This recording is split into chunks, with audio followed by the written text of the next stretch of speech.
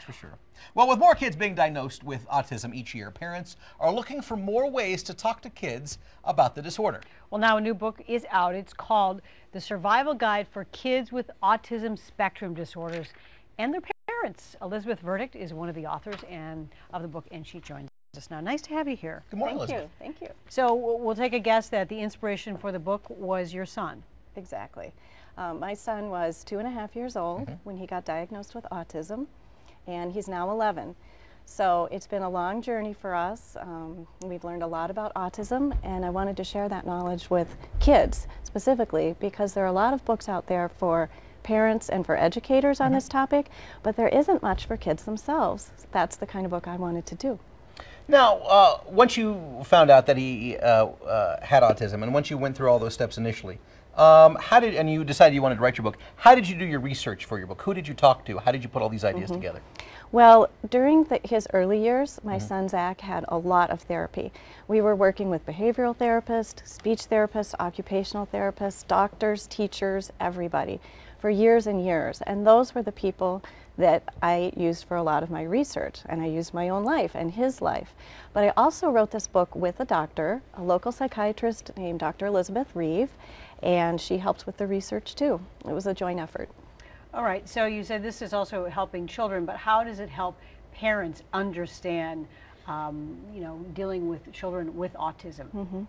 Well, the book is meant to be read by the children, but with parents too. So they can sit down together and they can learn about autism together. So we discuss the symptoms quite a bit, and we discuss helpful strategies that families can use and things that work at home, but also in the school. When parents are more informed about autism, they know what to talk to the educators at school about. They know how to approach therapists and get the right therapy for their child. And they know how to handle things in the family, because one of the issues that can come up is as simple as getting along with siblings. Well, and you mentioned siblings, and that's what part of this is. I was skimming through the book, because it's called The Survival Guide for Kids with Autism Spectrum Disorders, and we'll get more to the spectrum in a minute. But, you know, you talk about siblings. This is a great book for the brothers and sisters of children with an autistic disorder to read, for cousins, for family members, for next door neighbors, folks that just are going to interact on a normal basis with these kids, right? Exactly. Grandparents too. Yeah. I think it brings a new understanding about autism, because a lot of times it's hard for kids who don't have autism or Asperger's to understand what's really going on with that person. There are sensory issues. People on the spectrum may have more intense emotions.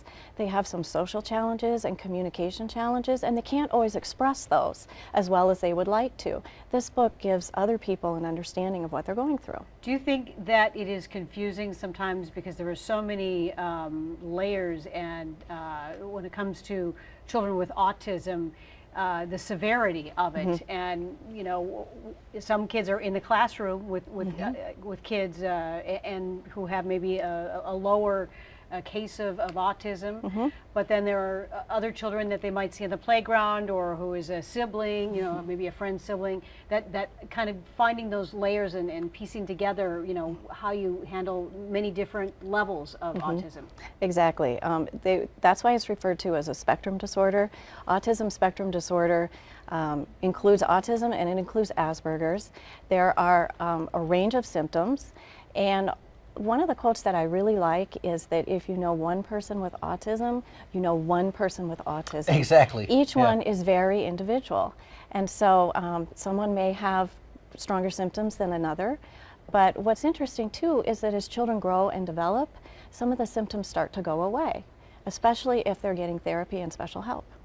And you know, sometimes we take things for granted, and just to put this in along the spectrum, you end up, one of my favorite things as I just thrown through this was just the small little segment here on body language. You go through, and there are a couple of kids here that are demonstrating a high five, or a thumbs up, or a hand motion that simply means come here, things that we intuitively know as we grow up. But that's not always the case for kids that fall along the spectrum of autism.